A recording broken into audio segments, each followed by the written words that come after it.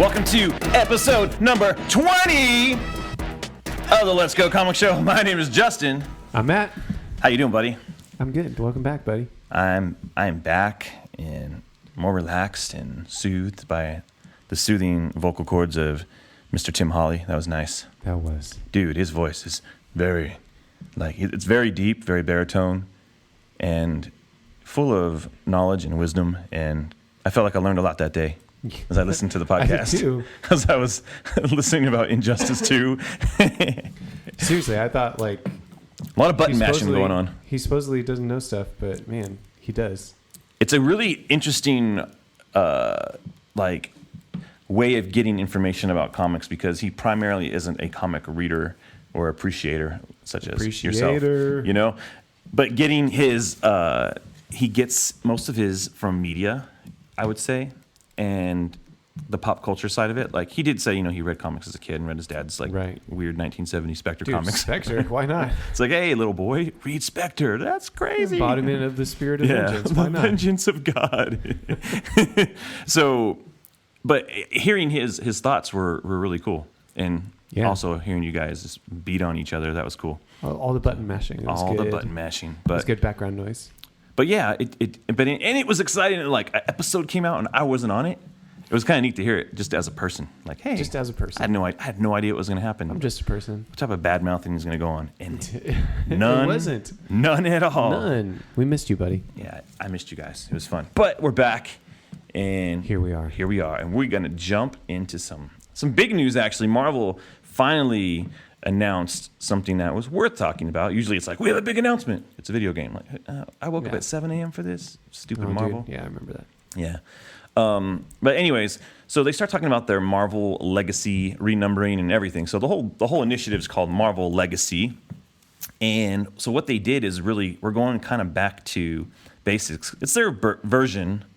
It's their version of Rebirth. Kind of, Yeah, everyone's going to compare. Similar to what DC did a little over a year ago, going back to, hey, what are the things that have quote unquote been missing recently in our stories, and how do we address that and kind of bring it back to core dynamics of what you know about these characters in these books. Yeah, and it's been successful. I mean, Rebirth has been pretty on the whole a good thing. Coming off the New 52. So with Marvel, they did a lot of the Marvel Now initiatives. They did Marvel Now and then Marvel Now. All new Marvel Now or whatever. So looking at this, just to jump into it, I liked all the covers. They did these legacy variations of covers when they started announcing everything. Some things were cool. Some things kind of felt. And it wasn't like updates to here's a classic Hulk cover. Here's a new version of it with the Hulk. It was like different characters standing in for different things. Like the Black Panther one, I liked a lot. You can see the reflection of Claw in the blades that Black Panther is holding instead of the classic Wolverine one where you see the Hulk's reflection in it. Yeah. I like that one a lot. Yeah, that was cool. There was a lot of really cool ones. The Spider-Man one with them behind bars, that was indicative of, was it Captain America behind bars or something? I think so. I don't know. There was a lot, and obviously I don't have the comparison pictures in front of me right here, but it was a pretty cool idea to tap into their history, some old stuff, and then move into the new stuff. Like, here's where we're going, because it doesn't seem like it is we're going to get rid of all the new characters, but they are going to go back to basics on the characters some of the do characters, know. it seems like. Yeah. So we can just jump into some of these lists, some things that pop out. So right off the bat, the biggest one of contention that I think, not contention, but Amazing Spider-Man. So renumbering, which I think is good. Renumbering helps so much. I think number ones don't. I feel like if someone's going to buy a comic book, like publishers will say, "Oh, number ones are easier," because guess what? More people buy number ones, more people order number ones. Yes, but when you want to go and read a comic, especially like Amazing Spider-Man, say you go and watch Spider-Man Homecoming, you're like, oh man, this is a great movie. I want to go read a Spider-Man comic. And most people will tend to just, where's Spider-Man comics at? They don't know that there's this week. They don't know the part in the ongoing story. So they just start thumbing through issues, right? And you get into the end of the 90s where they relaunched it at number one. and then it hit 500, like in the regular numbering. So 'cause they had two numberings they going went on. back to it? They had when they hit around 36, 35, they started doing two numbers. There was the big 36 and like 400 and something. So once it hit 500, they're like, it's 500. And so it went back to the regular numbering. Whenever it's convenient, basically. Whenever it's convenient for a gigantic anniversary or whatever. And then once they hit, I believe it was in 2003, they renumbered it again to number 1. I may be off, but I know. But then just a couple years ago. Yeah, the most confusing part is 2014, 2015.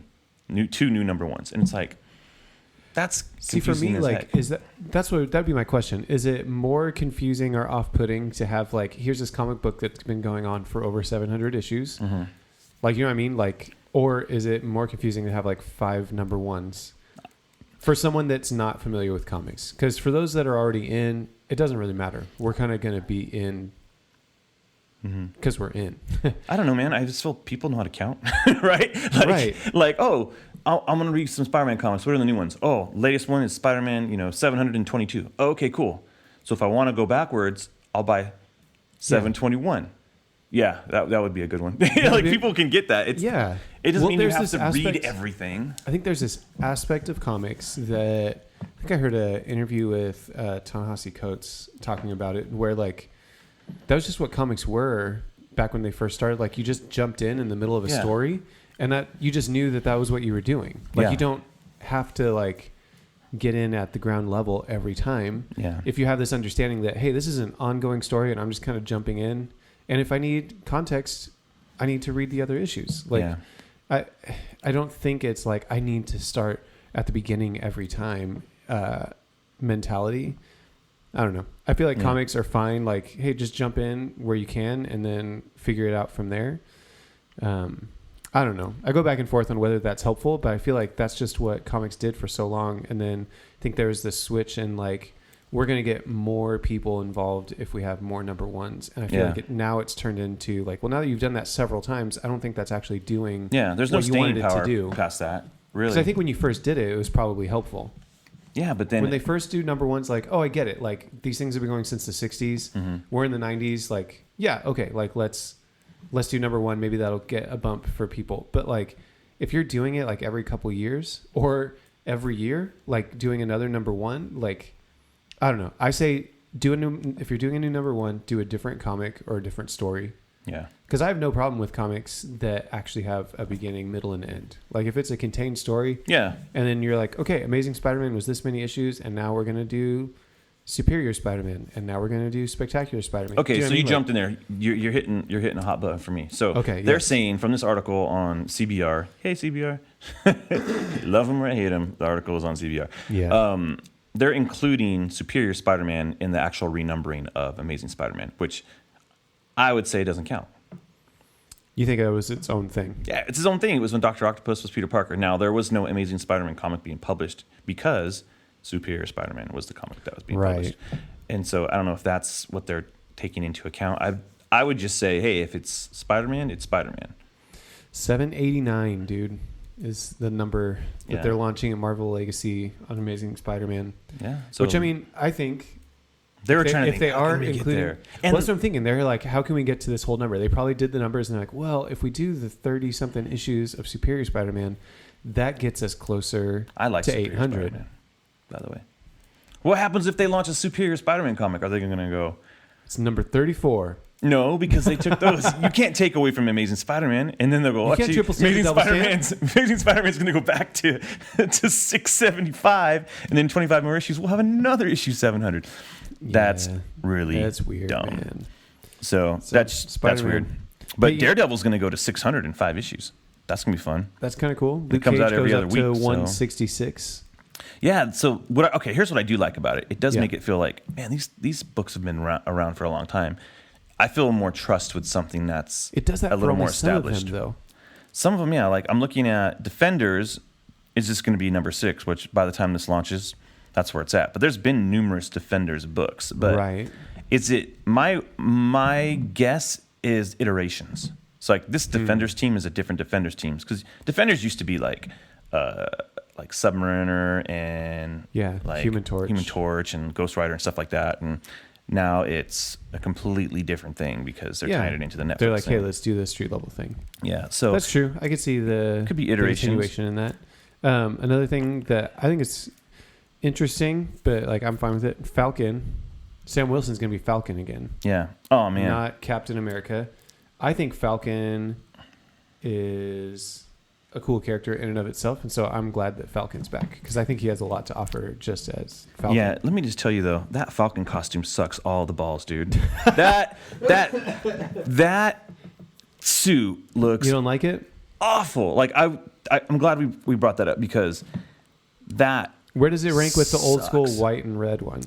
I would prefer that over this chest. one. This one just looks weird. Like, why is the design on his rib cage like that? He kind of looks like the new Wasp design, like black and red. He looks awful, dude. He looks awful, and I'm like, come on, man. Someone has got to like be able to like do a better costume. Like, somebody now go out there, like just somebody right now. Somebody right now. Like at least do the one from the movie or something. Like either update it into like some kind of Tony Stark style like wing set or. But man, I feel like they kind of are going toward like the MCU look, but not quite the right way. It looks garbage, dude. It looks like absolute garbage. Like the Captain America Falcon suit is cool. It has a cool design to it. It is really cool. They should have maybe used that as the. I don't know. It makes me want to sit down and draw my own version of it because I just don't get it. I'm not asking for the open like ribs and all that type of look. Like it just looks like it looks terrible. It looks really weird with the design. The cover looks weird, I would say. Well, the cover looks weird, but come on, dude. You want to give a character because the Falcon is a hard one to swallow it like at times, right? Like if you in just glancing at him, he is a cool character, but this suit looks weird. It just has this weird design coming from his thighs up into his ribs. It's weird, man. It looks like scissors. Yeah. It looks like Scissor Man. Like if his legs aren't like pushed together in a flying pose and he's just kind of maybe standing, he looks like the Scissor. I am the Red Scissor. The Red Scissor. I am the Snips of Justice. He's like, let me do my move, the scissor kick. Hey. Yeah. So I don't want. We don't want to go. Oh. So I don't want to go overboard on that. But yeah, man, that one sucks.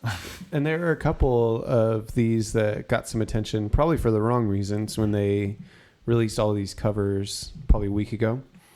And one of those would be a War Machine cover that looks like the Punisher. That one's cool. Is now War Machine. Yeah, it was a little controversial. Like people were like, really, one of the most long-standing black superheroes in the MCU. Like he's one of the big ones. Mm-hmm. Jim Rhodes as War Machine. I know, but you're like, hey, here's this white guy that uses guns like to take place. Yeah, I'm always willing to give a story a shot, but I can see how people would see like that. That's could be seen as a little tone deaf. But I mean, that's an interesting take. And then the other one that I think has people a little like up in arms too is the Mighty Thor. Looks like it is the death of Mighty Thor. Cool. Which is Jane Foster. I'm fine with that because Thor is Thor, and Thor is not a title bestowed upon people. Thor is who he is. Well, there's 3 Thors right now, though, too. Man. There's the War Thor. War Thor! War Thor! Dun, dun, dun, sounds like a Game of Thrones War Thor character. They should have one called Thornos. He's like Thanos and Thor, and they just call him Thornos. They just team him up. Thornos. The spectacular Thornos, or the astonishing Thornos. Okay, going back to the whole Punisher thing as War Machine, I doubt that he's War Machine forever. He may have grabbed the suit. Here's the thing. Punisher's kind of a weird character. There were, like, remember in Civil War, he kind of took on the guise of Captain America in a moment. Right. I don't see it as appropriation or anything like that. Like, if you want to argue that, be well. I think it's stupid to argue that. I think that it's not a long-term deal. They're not going to keep Frank Castle in the War Machine suit. And again, it's a suit. Like, Jim Rhodes is Jim Rhodes, and he's currently out of the picture. He'll probably come back in some weird, like, Cosmic Cube, like, crossover universe thing. If that upsets you, okay, read the comic and figure out what it is, because it's probably not even that. I think they were thinking, oh man, Rhodey's out, but we still have that suit. Maybe Frank Castle steals it or whatever. Yeah. I'm almost talking myself into getting it. Just for like a action sequence too. Like maybe it's not even a thing that he like or does ongoing. It could be like they're not going to rename the Punisher War Machine because guess what? What sells more? The Punisher or War Machine? Okay, Punisher. So the Punisher is going to stay the name Punisher. It might just be he took the suit. And it looks kind of cool having a big skull in the front of it. Like, you put a skull on anything. Put a skull in the front of that, like, Falcon outfit. It might look cooler. I don't know. Yeah. But I just think it's probably more of an homage to, like, the idea of, these covers and all that stuff. So anyways, sorry. It'll be fine. It'll be fine, everybody. Yeah. Check it out and see what actually the deal is. Because a lot of times it's easy to overreact to or not even overreact. I don't want to like. Well, it just makes it makes sense with Punisher with the guns and everything, Yeah. But it's easy to react to a cover when we don't have any of the context for the actual story. Yeah. There's been so many times where the cover of a book has no connection to the inside sometimes. Other times it's exactly what you think it is. So I mean, who knows what this one is going to be. And what about what was the other covers I wanted to talk about? Some of them are like, it's really weird, like the initial, because there's like 52 comics, which is funny. 53. 53. Oh, you know what? One of them was interesting is the Avengers of 1 million BC. Did you see that? What's that all about? Okay. How did I miss that? So if you scroll up on the article a little bit, in the text part of it, not the pictures. Avengers of 1 million BC. Odin, Iron Fist, Starbrand, Ghost Rider, Phoenix, Agamotto, and Black Panther. And learn the startling origin of the Marvel Universe. It's an interesting idea. Sounds like it's reaching a little bit, but I don't know. How do you feel about ancient Avengers? I don't care. I just don't care. Like, all right. Yeah. Sure. Moving on. It doesn't do anything for me. It's part of me is like, go to your bread and butter. Like, if Marvel would really simplify, like, and I'm not saying get rid of things, keep all the new characters people love, which seems like they're doing. Do you notice there's not a Captain America, by the way, book? Oh, I thought there was. Maybe there is, and they're going to announce it because they don't want to like spoil so much of Secret Wars. I mean, Secret. What the heck is this thing called again? Society. Secret Empire. Secret Empire. I can never remember. Maybe even though they've spoiled all of it, they're 5 episodes later, still can't say what the name I know, is. man. So what I think that they're going to do is announce a Captain America book. Obviously, Cap's not dead because he's in all these pictures. I don't think they're going to announce it yet. When do you think they're going to announce it? Because once Secret Empire's over. Not done until August. Yeah, so they'll probably kind of miss their moment at San Diego Comic-Con. Yeah, who knows? I mean, and that's coming up, and maybe that comes out.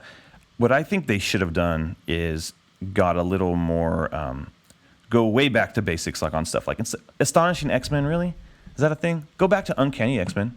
I don't know why they need 53 titles. I think that's my main question. It's like, this doesn't feel like back to basics in that way. Yeah.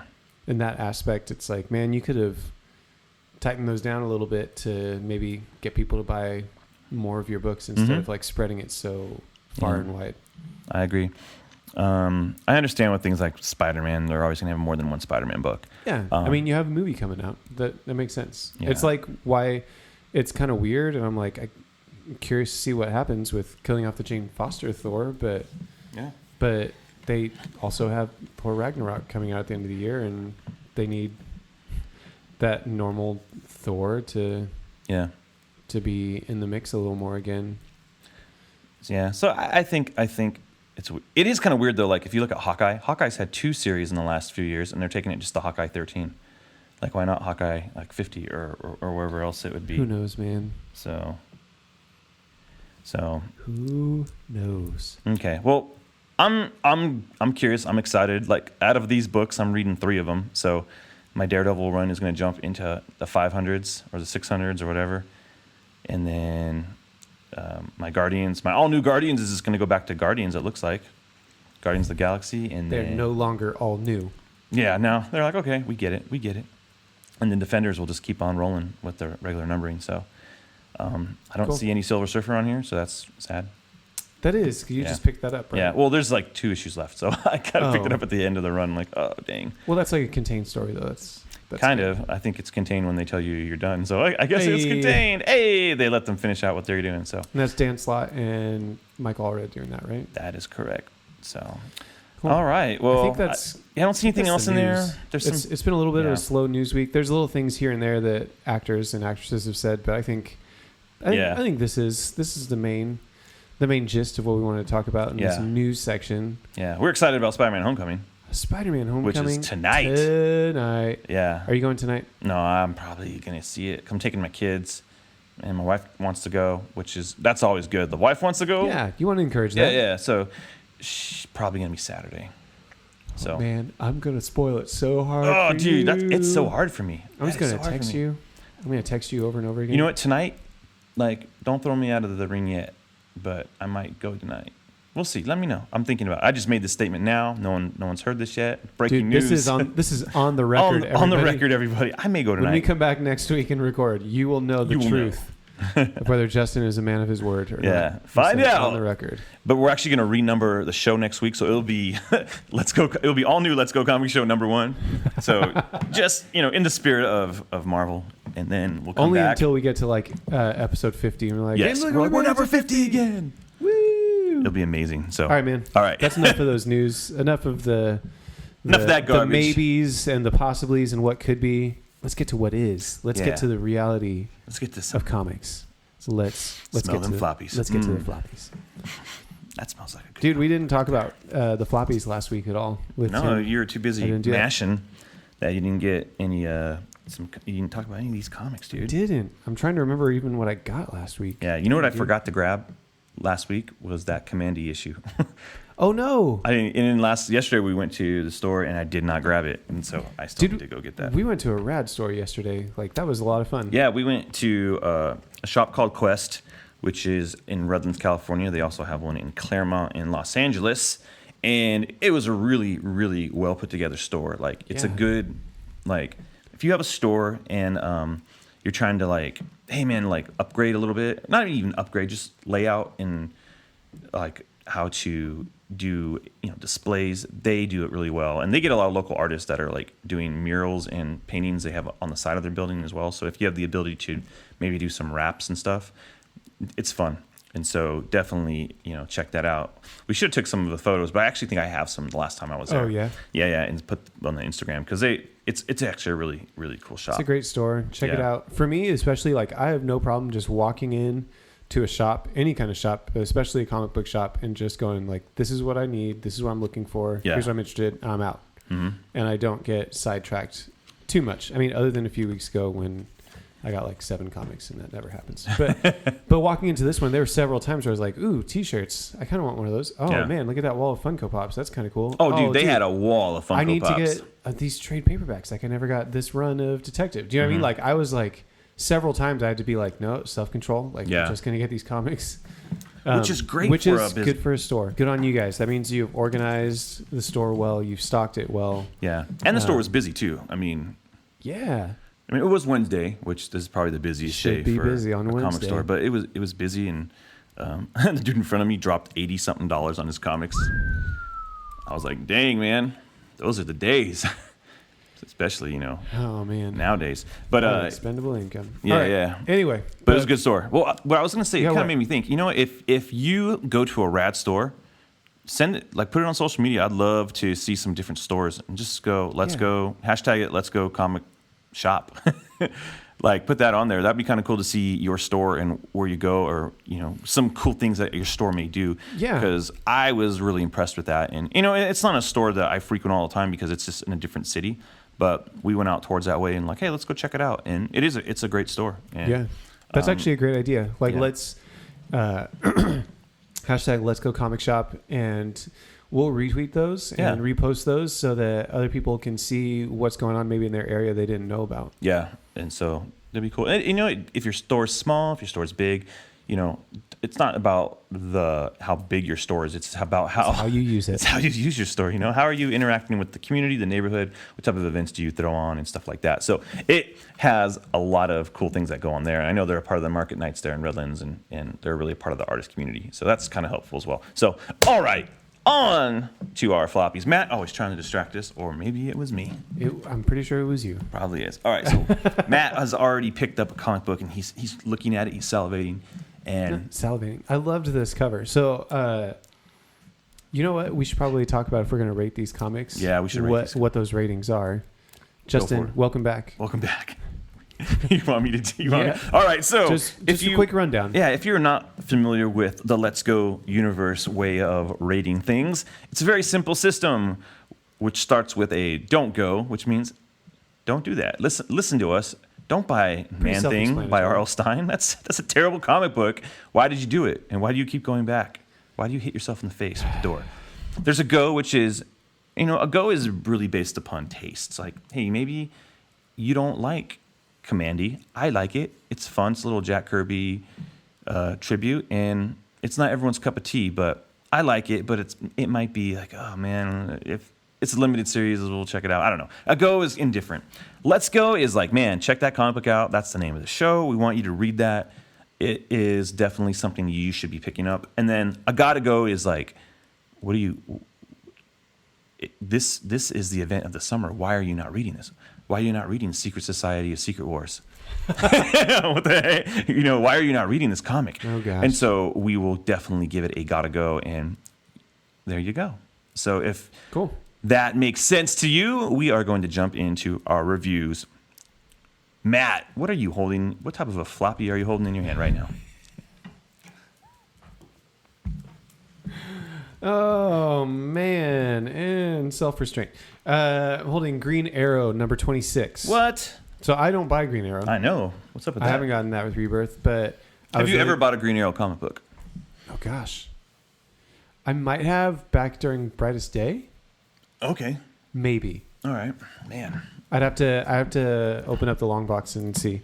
The JT Kroll one? I can't remember. Man. Anyway, so I haven't done that, but what pulled me in was this freaking awesome cover. Let me see that cover again. With the Flash and Green Arrow teaming up. Just like the TV shows. Hey! It's like the CW. Except for better. Except for better. Let's be honest. So You're a Flash appreciator. Talk about just jumping into a comic mid-story. That's literally what this is. He's referencing all these different things that have happened. I'm like, cool. I have no clue. Yeah. Man, they should have renumbered this. Should have renumbered it. I mean, if they start crossing over, it should just be a number one.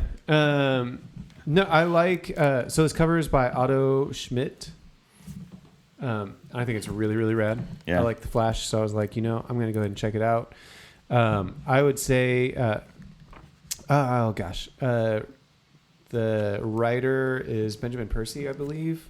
So also writing the current Teen Titans book. And this, for me, felt like... Sorry, Benjamin Percy. Did I say that? Mm-hmm. Did I say it wrong? Okay. This, for me, feels similar to Teen Titans to where, the writing aspect of it, I don't think is, knocking me off of my feet. But it's a fun concept for a story. Gotcha. And the interior art's different than the cover, which, part of me was like, dude, I would have loved to see an entire book with the art style of the cover. But it still was really good. I think it's really dynamic. It's a lot of fun art-wise. The cover looks like a cross between Darwin Cook meets Francis Manapul to me. Yep. Which... Really fun. Yes, please. Yeah. Two of my favorite artists. Combine that. Sorry, I didn't mean it. I was just I was trying to what does that look like to me? No, it totally does. I actually showed it to a friend that doesn't read comics, but I've shown him Francis Manapul stuff before, and he was like, is that Francis Manapul? Nice. Because it feels very similar to that. So I'll tell you one thing that I didn't care for on it was I felt like the characterization of the Flash was kind of a little more cocky, a little more condescending than usual. Okay. And that part wasn't my favorite. It felt like a little out of line. Well, he's here, look, I'm here to investigate all this stuff. And he's like, yeah, I can take care of this too. He's like, no, why don't you go ahead and sit this one out? No offense, but you basically don't have any power, so you can't do anything. And I just don't feel like that's how Barry Allen would normally act. So I thought it was a fun one-off issue. It seems like this is the start of an arc where Green Arrow is going to be teaming up with a bunch of different people, which could be fun to kind of keep track of. So this book is a go for me. All right. I would say it's right in the middle of the road. I love the cover. I actually really like the characterization of Green Arrow too. Like it feels like the old. I remember the first episode of Justice League Unlimited featured Green Arrow. Okay, it feels like that characterization of Green Arrow. That's how Green Arrow should be. That's actually he was really like good. Whatever. He was like even at one point he's like, I don't care about like golden lassos and all these other things. He was like, but I have to admit I've been jealous of your power a little bit, to the Flash, because he wants to be fast, you know. But he definitely, like, him being cocky and kind of like not taking crap from the Flash, I think that makes sense. The Flash being kind of like, hey, you're like not super powered, so I'm going to look down on you. Like, that doesn't seem like my favorite characterization. But solid book, I would say middle of the road. Like, it didn't wow me, but I thought, like, I'm not mad that I got this book. I think it was fun. Yeah. I think the art inside is really good. Yes. It's really good. It's really clean. I mean, it does have a good, like, it's not so different from the cover that you'd be disappointed. I actually feel like the art inside is really, really nice. It is nice. I think the coloring stood out to me too. It's really good. Now, I know that, so here's the thing, I haven't read any of these comics, and I do know that Black Canary had like a comic when they did the DCU thing about a year ago, right? Where she was like leading like a punk rock band or something. Is this the same version? It was actually. I read a couple of them. Yeah, so she's writing a song at one point, like sitting on a rooftop. That's what I'm seeing. Is that because I think her and Ollie broke up at the end of the last story arc, and is so it connected? She's writing though? a break. Like she was in the band. Is that a thing? I think so. Oh, okay, cool. That's okay. That's cool. Because it seems like these things, like it's all of these New 52 things are like a slow kind of like re-steering. You know what I mean? The ship, like it's not a hard left for most of this stuff. That was New 52 because New 52 had a Black Canary. And then they're like, oh, now she's in the band. I don't know if it was the same character. I don't know. Who cares? No, but that one looked rad. Rebirth.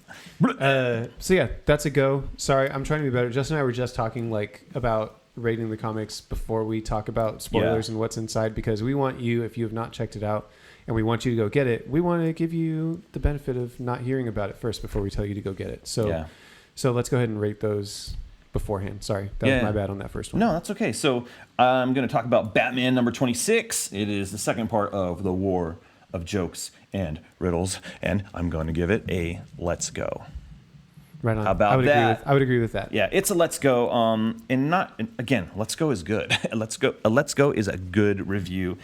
There was a couple things in it I didn't 100% like, and that was more of the Riddler's depiction. There's a part where he scratches again, spoilers, you guys.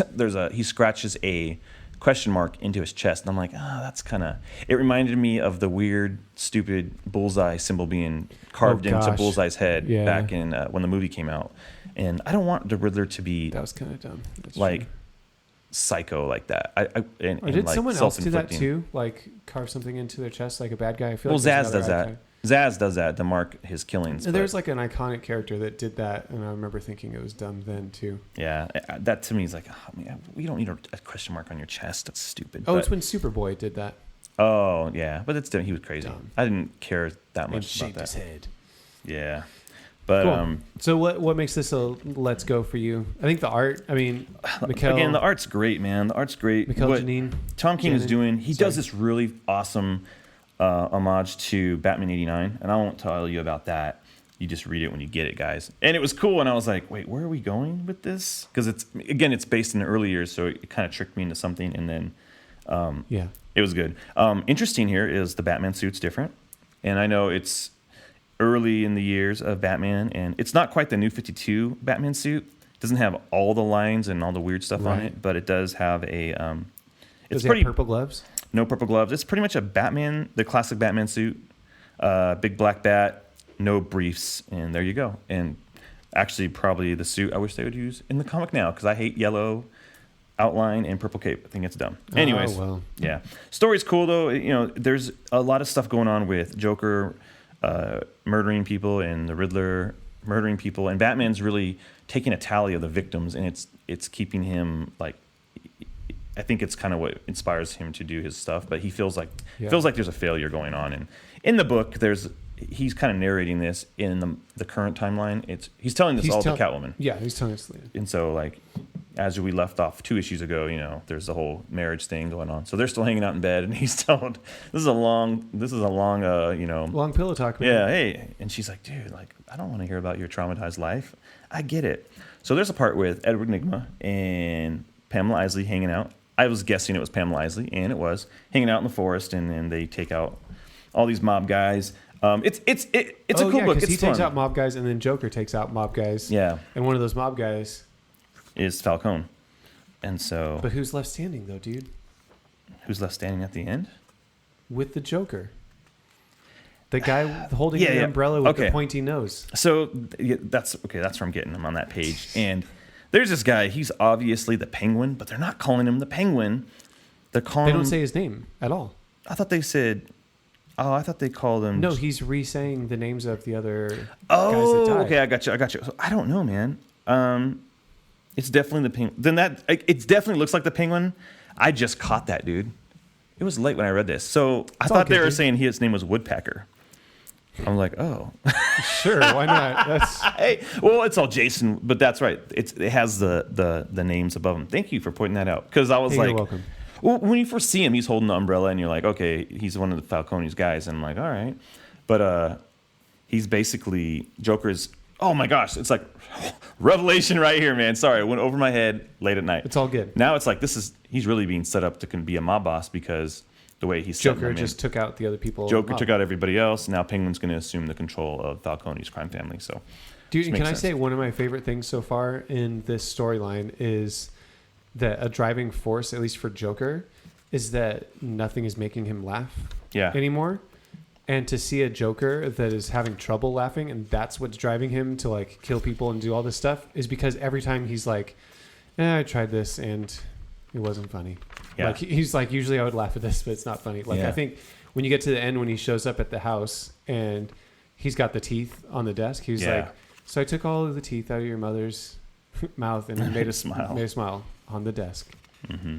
And he's still like so sad about it. Yeah. I think that's a great dynamic for that character, because all we're used to with Joker is the ha-ha-has everywhere on the page, you know, and to have this more subdued one, I think makes it really interesting. Yeah. And that last page, I know it's a fake story, but it made me feel bad. Like all the faces of the people that have been like taken out. And it's like, if you look at the dates, it's like April 10, April. Like all these people have been in a span of a week, like 3 weeks, have been like taken out, and it's pretty sad, man. I'm interested. This still seems like a lot of background and setup still after the last issue. So I know it's a longer arc, so I'm sure we'll get some action here pretty soon. But be curious to hear that. See that. So that Batman number 26 is definitely a let's go. So check it out. And overall story, it's probably going to be a gotta go at the end, but.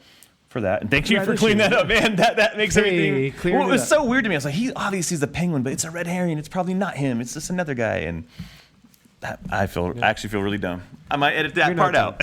You're not dumb, dude. So we're here for each other. We're here for each other. So another one I got was Iron Fist number 5.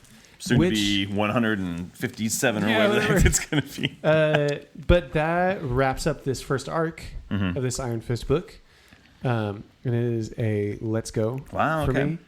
For those who heard me talk about the first issue, I remember saying, I probably said it was a go at the time, because I was not sure about the direction, and the art style was just so different. I feel like mourning the loss of Power Man and Iron Fist, and how fun and bright and happy that book felt, you know?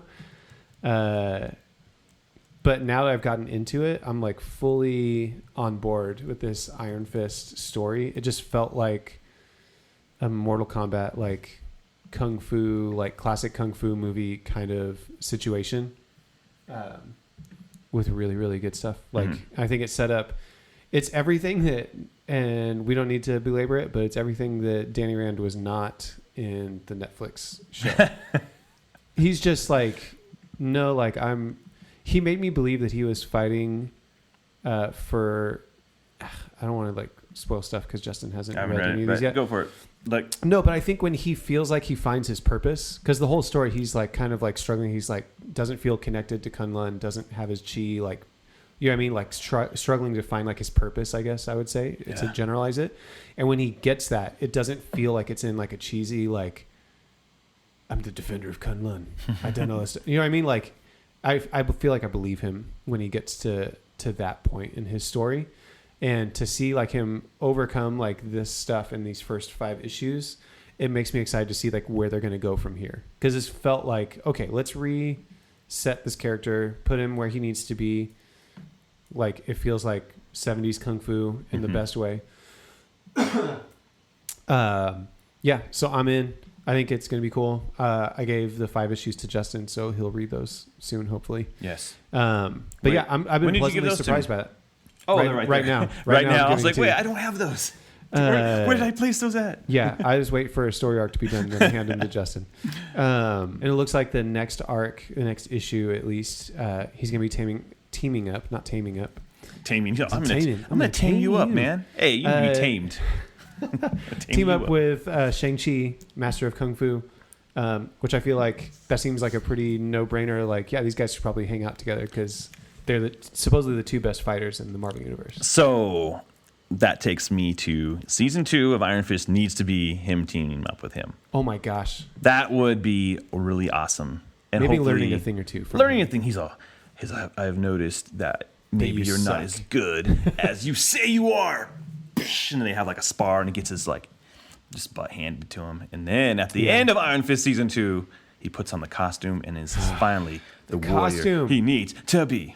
So be the costume. There's like costume. Panels in this in Iron Fist number 5 where I'm like, it looks like he's basically like on fire. Like his whole body like just has like this flame coming off from the Iron Fist. And I'm like, I want to see that. Yeah. I want to see that in the show. Like that is the coolest part of Iron Fist, and I didn't see any of it. So anyway, all that to say, come back around to it's a let's go. This whole story arc has been a let's go. Go check it out. It's great. That's cool. I'm glad. That makes me excited because I'm going to go into my review for Defenders number 2, and I think it's a let's go. It's so freaking good. I'm so glad I bought this comic, dude. I'm really enjoying it. I'm glad you bought it too. Yeah, it's good. And talking about Iron Fist is so good in this book. He has a really cool interaction with. He's got his like cockiness going on, and he's talking with Wilson Fisk, the former Kingpin, and I just loved how his characterization is. I'm like, man, I hope they can do that in the Netflix show. I hope they can tap into that side of it because you need that you need that type of personality on the team. You can't have everybody be serious, and you know you got Daredevil there to be serious. You got Luke Cage to be kind of like the power guy. Hey, the power man. So you need the light one, you know. And so he is, man, he's really cool, and I like him in this book. Overall, this book is really good. The art seems different. It's the same artist. It's David Marquez, who I love. I feel like there's parts where he's a little. It doesn't look as. The first issue was really clean, really tight on the art. This is too. There's just a few parts where I'm like, it seems a little more cartoony in parts, if I had to say that. And not and again, not bad. It just feels a little different. Okay. But anyways, the end page, I'm not going to spoil it. This is really good. The art's really good. The whole story, the way it's moving is good. I'm excited. You know, and it gives me a good way to get these characters in one book instead of buying, 4. I'm buying Daredevil because Daredevil's my Marvel guy. He's my favorite, so I'm never going to not like want to continue picking that up. Always has a place in your heart. Always has a place in my heart. But this Defenders book is really good, and so cool, man. You get the it's getting me excited for the possibilities of what the show could be. Oh, definitely. It lives up to it. Yeah, it's really good. So Night Nurse is in that. So it's really weird because it always throws me off because her name's Linda Carter, who is Wonder Woman. I don't know why they named her that. That's just really interesting. I don't know why. So I don't know if it.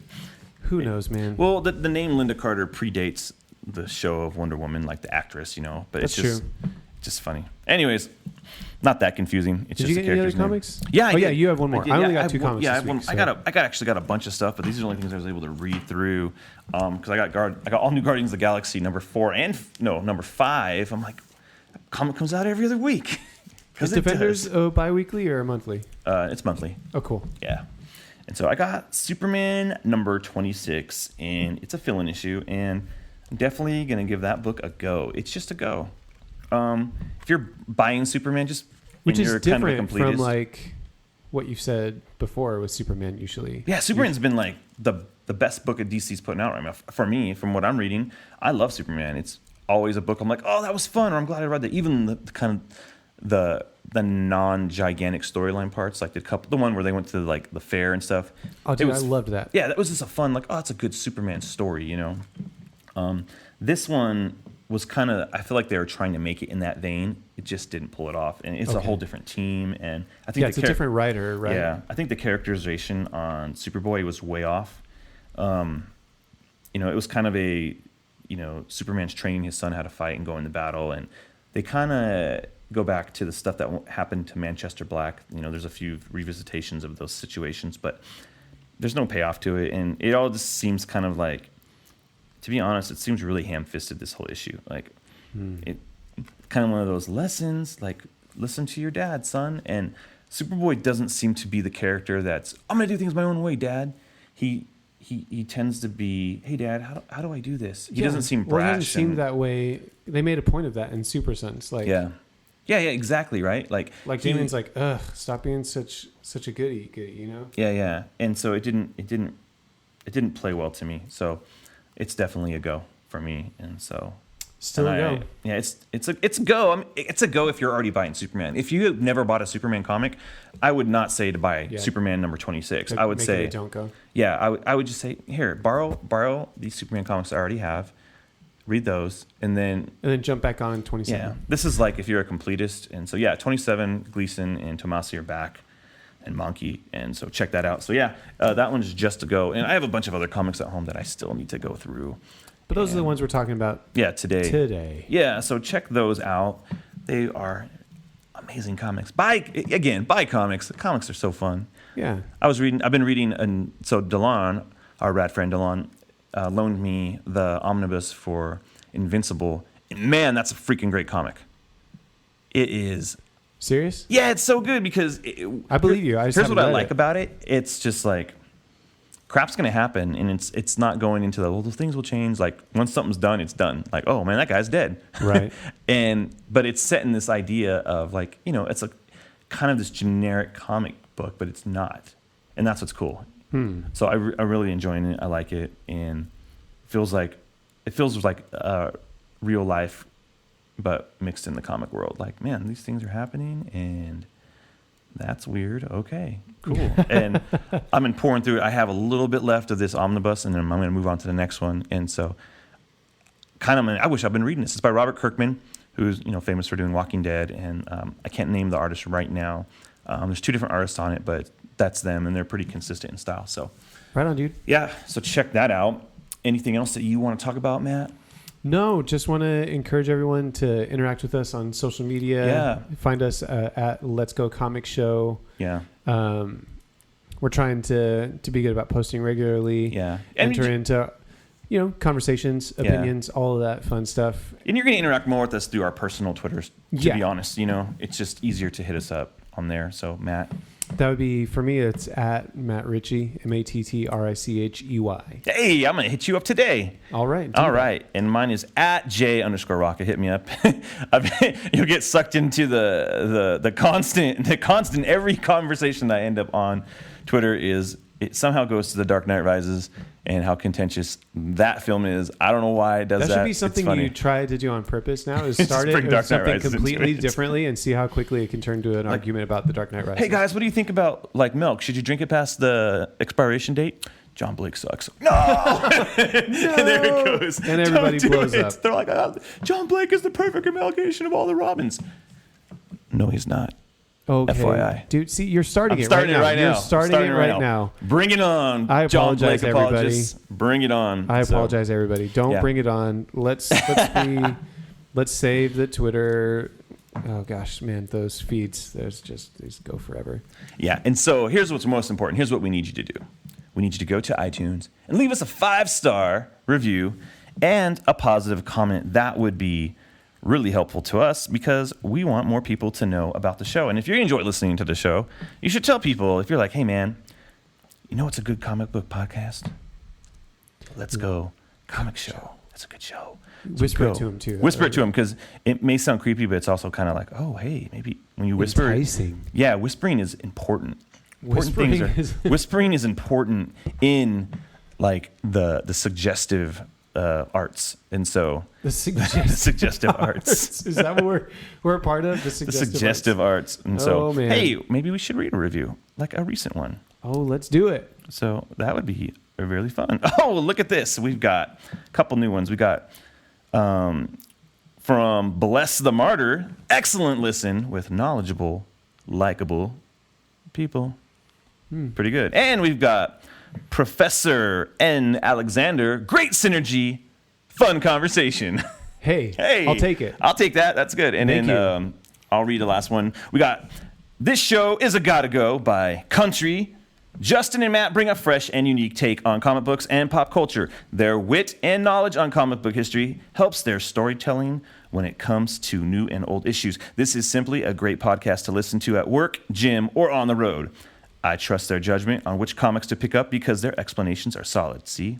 He's not going to be picking up Superman 26. Sorry. So if you're an old comic fan or don't know what the difference between an issue and a trade is, this podcast is perfect for you. I should read these all like Adam West next time. Is great. Perfect. Synergy, fun, conversation. Robin, let's go. So there we go. Thank you guys for leaving Thanks us. For listening, everybody. Yeah, those Thanks comments. That is great. And that helps us go up in the ratings. So again, thank you guys so much. My name is Justin. I'm Matt.